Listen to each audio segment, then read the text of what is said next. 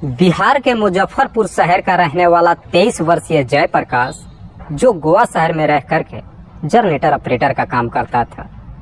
एक रोज जब कुछ दिन की छुट्टी लेकर अपने घर पे आता है, ठीक उसी रात ही जयप्रकाश की बड़ी बेरहमी तरीके से हत्या कर दी जाती है।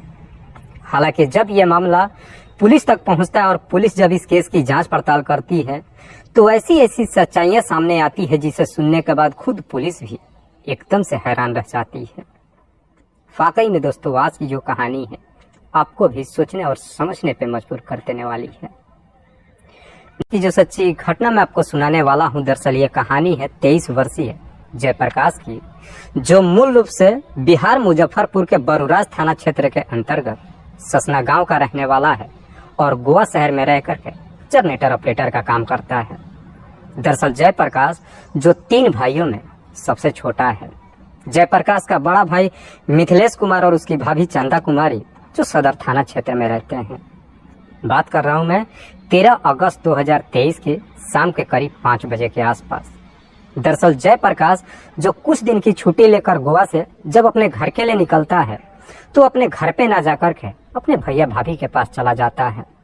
और 2 घंटे बाद शाम के करीब 7 बजे के आसपास जब वो घर से निकलता है तो अपने भाभी से बोल करके जाता है कि मैं मार्केट से सब्जी लाने जा रहा हूँ, दोस्तों से मुलाकात कर लूंगा और थोड़ी देर में वापस आ जाऊंगा।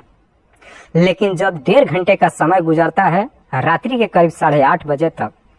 जयप्रकाश जब वापस घर नहीं पहुंचता है तो आखिरकार जयप्रकाश की भाभी चंदा कुमारी जब अपने देवर के नंबर पे कॉल करती है, रिंग तो जाती है लेकिन जयप्रकाश फोन नहीं उठाता है। हालांकि उसके बाद से चंदा कुमारी जयप्रकाश के नंबर पर लगातार कई बार कॉल करती है लेकिन एक बार भी जयप्रकाश फोन रिसीव नहीं करता है। और जैसे ही लगभग 2 घंटे का समय गुजरता है, आखिरकार रात्रि के 10:30 बजे के आसपास जयप्रकाश का नंबर स्विच ऑफ बताने लगता है,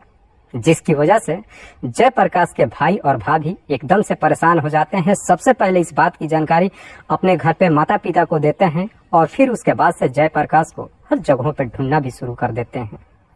ढूंढते हुए पूरी रात तो गुजर जाती है लेकिन अगली सुबह तक भी ना तो जयप्रकाश घर वापस आता है और ना ही उसका मोबाइल ऑन होता है। इसीलिए अगले दिन 14 अगस्त 2023 को जब जयप्रकाश का बड़ा भाई मिथिलेश कुमार नजदीकी थाने में अपने भाई की गुमशुदगी की रिपोर्ट दर्ज कराने जा रहा था, लेकिन जैसे ही अपने घर से मात्र 500 मीटर की दूरी पे जाता है तभी देखता है कि सड़क किनारे एक ट्रॉली बैग जो काफी आपत्तिजनक स्थिति में पड़ा हुआ था, जिसे देख करके बड़ा अजीब लग रहा था। हालांकि मिथिलेश जब उस ट्रॉली बैग के पास पहुंचता है और उसे जब खोलता है तो अंदर का नजारा देख वो एकदम से चीख पड़ता है, क्योंकि उसी ट्रॉली बैग के अंदर उसके भाई जयप्रकाश की डेड बॉडी पड़ी हुई थी, जिसके शरीर पे किसी तेज धार हथियार से कई बार वार किया गया था। मिथिलेश जब अपने भाई की डेड बॉडी को देखता है, चीख पुकार जब करना शुरू करता है, उसकी चीख पुकार सुन करके आस पड़ोस के लोग भी इकट्ठा हो जाते हैं और खास करके जब इस बात की जानकारी जयप्रकाश के माता पिता को मालूम चलता है, घटनास्थल पे जब पहुंचते हैं तो बेटे की डेड बॉडी को देख करके फूट फूट करके रोने लगते हैं और तब उसके बाद इस बात की जानकारी पुलिस को दी जाती है। हालांकि पुलिस भी जब अपनी टीम के साथ घटनास्थल पर पहुंचती है, डेड बॉडी को चेक करने के बाद उसे अपने कब्जे में लेकर पोस्टमार्टम के लिए भेज देती है और पुलिस जब इस पूरे वारदात के बारे में जयप्रकाश के परिवार वालों से पूछताछ करती है तो जयप्रकाश का बड़ा भाई मिथिलेश पुलिस को सारी बात बताते हुए कहता है कि साहब, कल ही मिथिलेश कुछ दिन की छुट्टी लेकर गोवा से मेरे घर पे आया था। शाम के करीब 7 बजे के आसपास मार्केट से सब्जी लाने के लिए बोल करके गया था, लेकिन उसके बाद से वो घर वापस नहीं आया। हालांकि नंबर पे कॉल तो जा रही थी लेकिन 10:30 बजे के आसपास उसका मोबाइल भी स्विच ऑफ हो गया। मिथिलेश जब ये सारी बात पुलिस को बता देता है, उसके बाद से पुलिस मिथिलेश से फिर से सवाल करती है कि क्या आप लोगों को किसी पे शक है कि जयप्रकाश की हत्या कौन कर सकता है। इस पे मिथिलेश की मां रंभा देवी पुलिस वालों को जवाब देते हुए कहती है कि साहब, मुझे शक तो नहीं है लेकिन मैं इतना दावे के साथ कह सकती हूँ कि शायद मेरे बेटे की हत्या खुद उसकी प्रेमिका ललिता कुमारी ने की होगी। ललिता जिसकी उम्र है लगभग 22 साल के आसपास, जो अहियापुर गांव की रहने वाली है। हालांकि रंभा देवी पुलिस वालों से यह भी कहती है कि साहब, मेरे बेटे का ललिता से पिछले 3 सालों से प्रेम प्रसंग चल रहा था, लेकिन उसके बाद से ललिता मेरे बेटे से शादी करने से इनकार कर दी थी। हो सकता है कि शायद ललिता ने ही मेरे बेटे की हत्या की होगी या फिर उसकी हत्या करवाई होगी। रंभा देवी जब जयप्रकाश की प्रेमिका ललिता का नाम लेकर के पुलिस वालों को बताती है, उसके बाद से आखिरकार पुलिस भी ललिता और उसके पूरे परिवार के नाम पर नामजद मुकदमा दर्ज कर लेती है। और जब ललिता के परिवार वालों से पुलिस पूछताछ करने के लिए उसके घर पे जाती है तो मालूम चलता है कि ललिता का पूरा परिवार ही जो अपना घर छोड़ करके भाग चुका है। दरअसल ललिता के परिवार में उसके माता पिता के अलावा 2 उसके बड़े भाई भी हैं। घर पे जब कोई सदस्य नहीं दिखाई देता, उसके बाद से पुलिस भी अब पूरा यकीन कर जाती है कि शायद इन लोगों ने ही जयप्रकाश की हत्या किया होगा। इसीलिए पुलिस अब इन सबको ढूंढना शुरू कर देती है।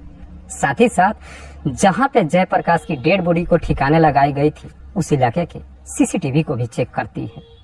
और जब सीसीटीवी को चेक करती है तो आखिरकार एक सीसीटीवी में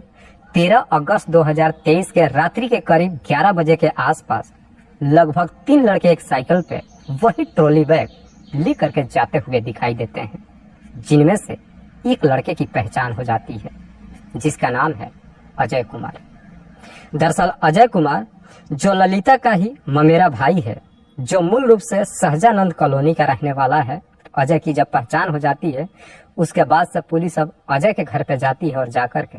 अजय को गिरफ्तार कर लेती है। हालांकि पुलिस जब अजय को गिरफ्तार करके और जब जयप्रकाश की हत्या के बारे में पूछताछ करती है तो अजय भी बिना किसी शक्ति दबाव के अपनी सच्चाई ही नहीं कबूल करता है, बल्कि जब इस हत्या के पीछे की पूरी कहानी पुलिस को बताता है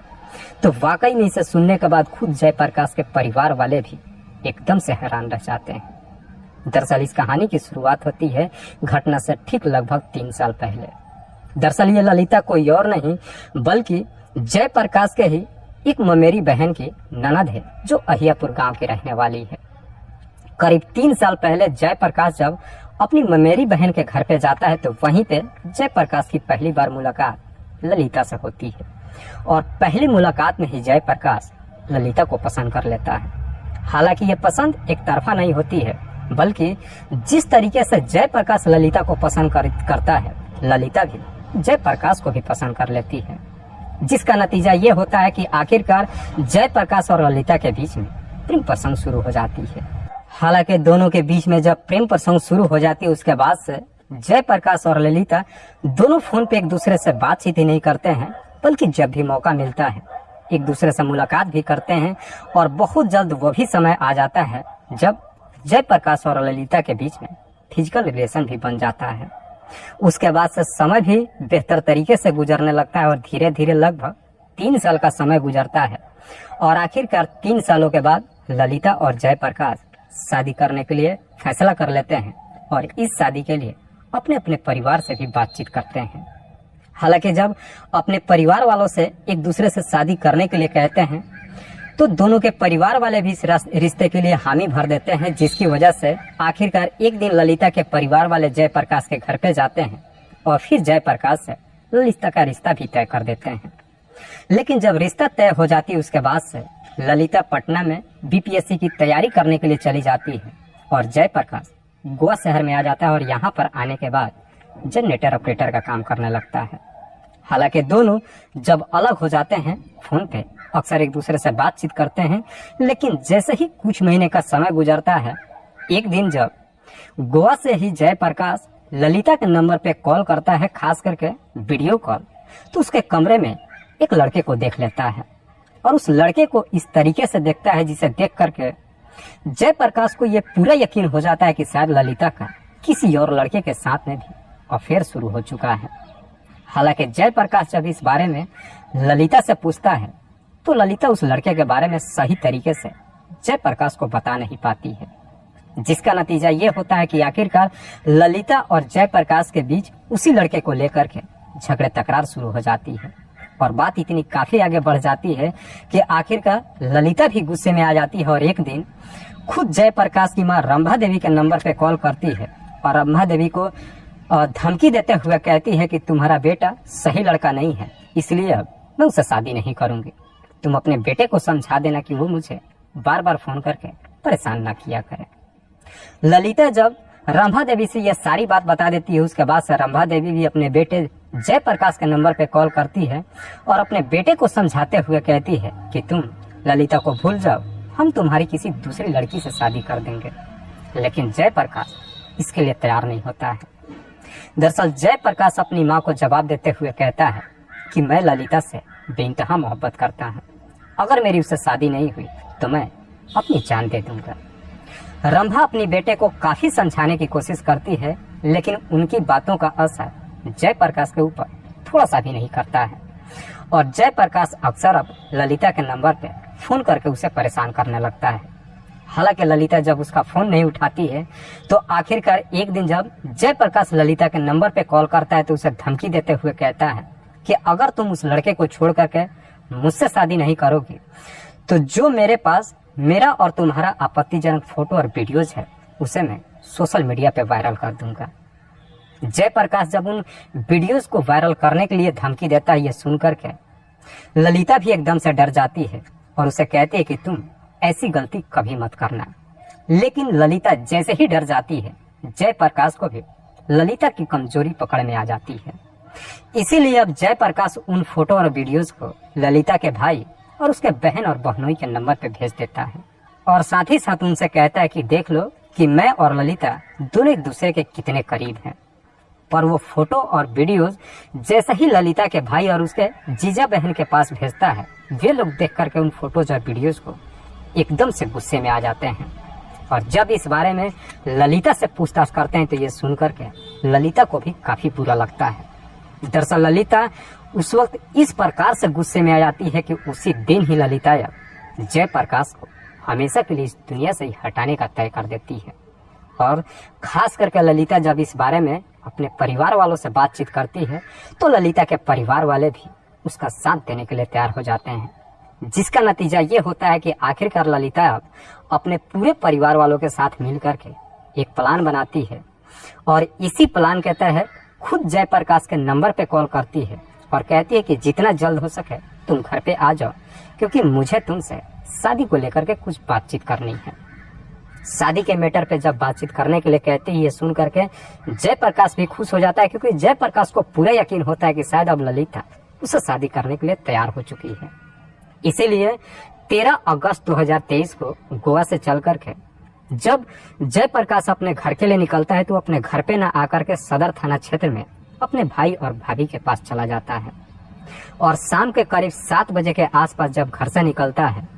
तो अपनी भाभी से बोल करके जाता है कि मैं मार्केट से सब्जी लाने के लिए जा रहा हूँ, कुछ दोस्तों से मिलना है, मिल करके थोड़ी देर में वापस आ जाऊंगा। और जब घर से निकलता है तुरंत ही जब ललिता के नंबर पे कॉल करता है तो ललिता अब जयप्रकाश को मिलने के लिए अपने घर पे ना बुला करके